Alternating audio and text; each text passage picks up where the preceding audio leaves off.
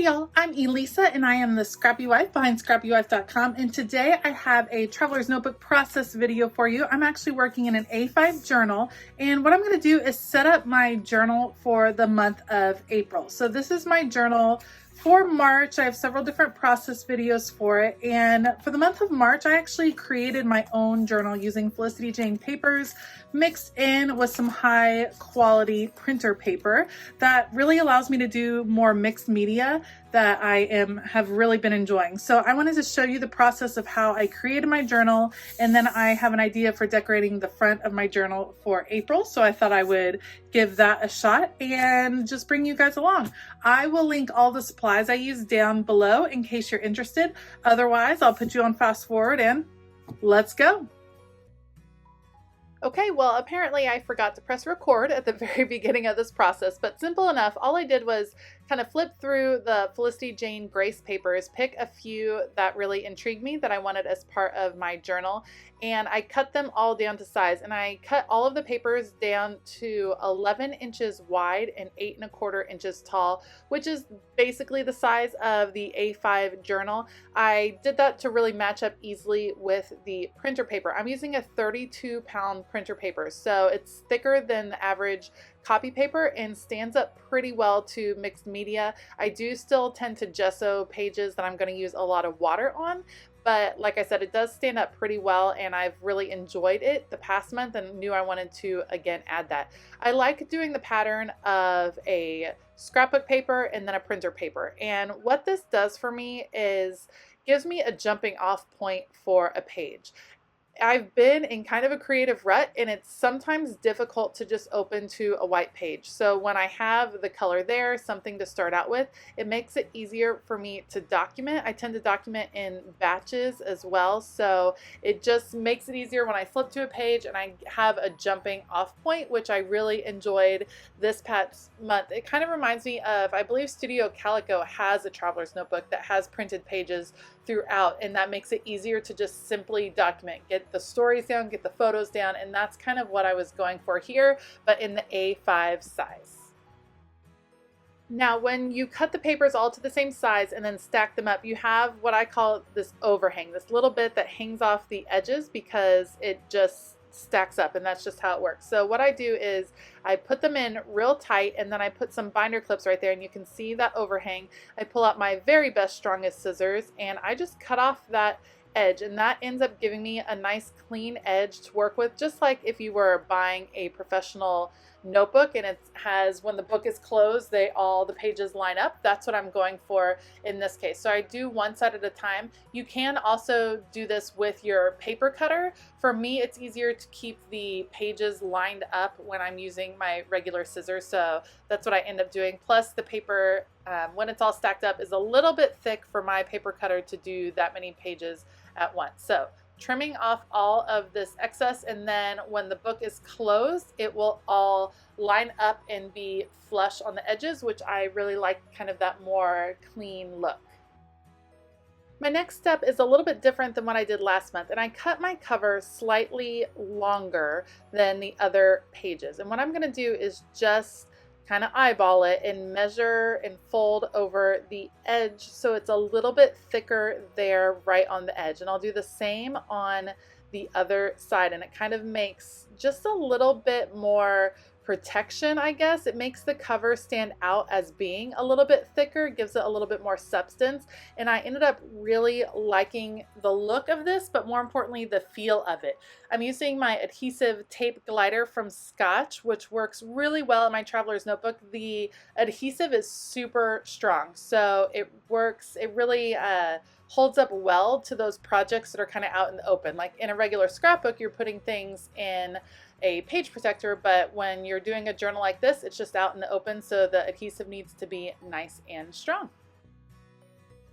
This is the We Are Memory Keepers bookbinding tool, and I have been loving it for creating my own books. So all you have to do is you place the book in there. There's kind of a little divot, I guess you would say, an indentation, and then all of these holes with patterns, and you figure out where you want your holes spaced. It has the stick, which I think is called the R, maybe?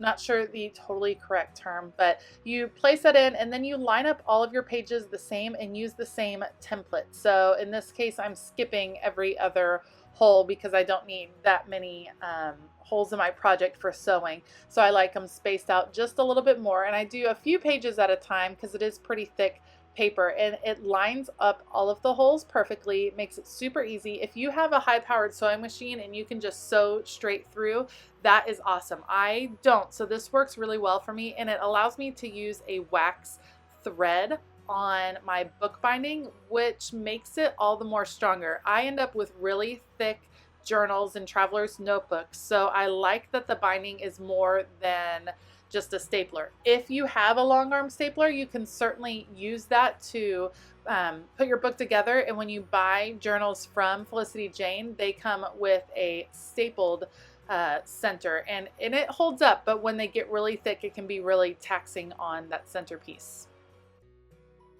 Now these are the scraps that I had cut off from the 12 by 12 papers to make the pages of the journal, and I'm going to use them to decorate the front, and I'm cutting them all down to 3 inches tall, and then I'll end up trimming them to 5.5 inches wide, and I'm going to layer them on the front of my journal. And this is kind of a new technique that I'm trying, and I thought it'd be so fun because Felicity Jane has just the cutest branding strips. You can see there's a little bit of floral right there. They have the pretty scallops on the solid pages, and it just brings in an extra bit of pattern, and I thought it would be really fun to layer these on the front of my journal for April, loving all the spring colors. So got my order ready. Like I said before, I'm going to cut them down to 5.5, which is the width of that journal page, and then I'm going to put it in super fast forward as I get the second part done, because I am going to make paper fringe out of each of these little